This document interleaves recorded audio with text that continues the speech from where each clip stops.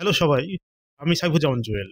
আজকে আমরা কথা বলবো এমন এক বিষয়ে যা আমাদের প্রতিদিনের জীবনের অংশ, ফেসবুকের ইমোশনাল কন্টেন্ট নিয়ে। মানে সেই সব পোস্ট যেগুলো দেখে আমরা কখনো হাসি, কখনো চোখে পানি আসে, আবার কখনো বা ভাবনায় ডুবে যাই। কিন্তু কখনো ভেবেছো এই সব আবেগময় কন্টেন্টগুলো আসলে আমাদের জন্য ভালো, নাকি ধীরে ধীরে আমাদের মানসিকভাবে প্রভাবিত করছে? চলো দেখি।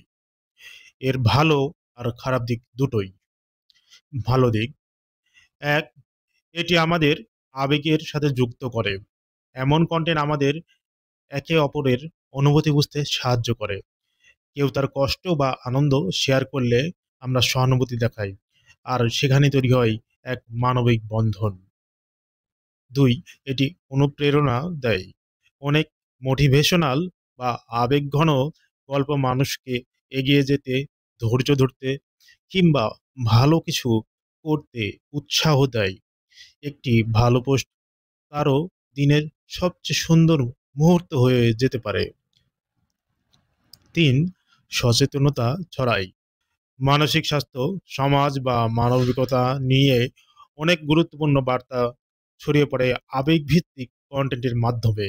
কারণ অনেক সময় আবেগের ভাষাই সবচেয়ে জোরালো ভাষা। খারাপ দিক নিয়ে এবার আসি। এক, আবেগের ভারে ক্লান্তি। প্রতিদিন অনেক বেশি আবেগময় পোস্ট দেখলে আমাদের মনও ক্লান্ত হয়ে যায়। মন খারাপ, উদ্বেগ বা অজান্তেই হিংসার মতো অনুভূতি কাজ করে। এটা যেন এক ধরনের ইমোশনাল পলিউশন। অতিরিক্ত হলে মন ক্লান্ত হয়ে পড়ে। দুই, আবেগের অপব্যবহার। সব আবেগময় কন্টেন্ট সত্যি নয়। অনেকে ইচ্ছা করে দুঃখ বা নাটকীয় বিষয় ব্যবহার শুধু লাইক, কমেন্ট, শেয়ার বাড়ানোর জন্য। মানে আমাদের আবেগকে কাজে লাগিয়ে তারা লাভ নিচ্ছে। তিন, তুলনা ও হীনমন্যতা। যখন মানুষ শুধু তাদের জীবনের সুন্দর দিকটাই শেয়ার করে, তখন অন্যরা ভাবে আমার জীবন কেন এমন নয়। এই ভাবনা শুরু করে মানসিক চাপ আর অসন্তুষ্টি। শেষ কথা হলো, আবেগ আমাদের জীবনের শক্তি, কিন্তু সেটার একটা ভারসাম্য থাকা দরকার। ফেসবুক ব্যবহার করা আবেগ দিয়ে, কিন্তু আবেগের নিয়ন্ত্রণে নয়।